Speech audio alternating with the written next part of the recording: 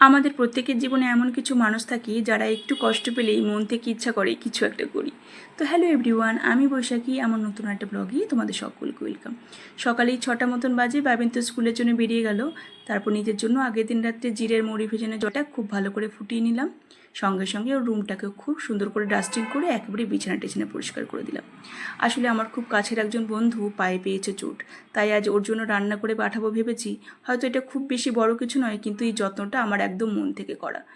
ওরা ম্যাক্সিমাম টাইমটা home delivery order করে নিচ্ছে। এটা শোনার পর আমার মনে হলো কাছে গিয়ে যখন ওর কিছু করতে পারছি না, তখন দূর থেকে একটু খাবার পাঠাই, এটাতেই আমার মানসিক একটা শান্তি হবে। তাই জন্য ওর জন্য করেছিলাম পটল পোস্ত, একটুখানি মুসুর ডাল ঘন করে, আর ওর পছন্দের ধোকা। জানো তো, ও খুব সুন্দর রান্না করে। ওর কাছে আমার এই রান্নাটা একদম কি বলবো, কিছুই না। তবুও চেষ্টা করেছি যত্ন করে যেটুকু ওর জন্য করতে পারি। ছোট ছোট এই জিনিসগুলোই আমার কাছে জানো তো খুব ভালো লাগে। যখন কাছের মানুষগুলোর জন্য সবসময় তো পাশে গিয়ে দাঁড়ানো সম্ভব না, যেহেতু আমার ঘরেও একজন অসুস্থ মানুষ আছে, তাকে রেখে আমার পক্ষে যাওয়াটা পসিবল হচ্ছে না। তাই দূর থেকে এই ছোট্ট ভালোবাসাটা ওকে আমি দিতে চাই। আর বলেছি আমি যখন যেরকম পারবো টুকটাক এটা ওটা রান্না করে তোর জন্য পাঠাতে থাকবো। তোমাদের সাথে গল্প করতে করতে দেখো আমার ধোকা ভাজা হয়ে গেছে, এবং মশলাটাও কিন্তু আমার কষা প্রায় কমপ্লিট।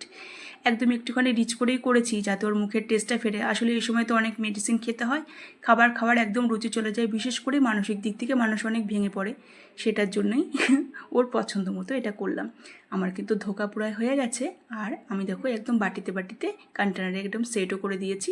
পুরো কিন্তু রেডি, একদম গরম গরম ধোয়া ওঠা খাবার। আমি বলেছি শুধু একটু ভাতটা যেন করে নেয়। তাহলে চলো আজকের মতন আসছি, টাটা।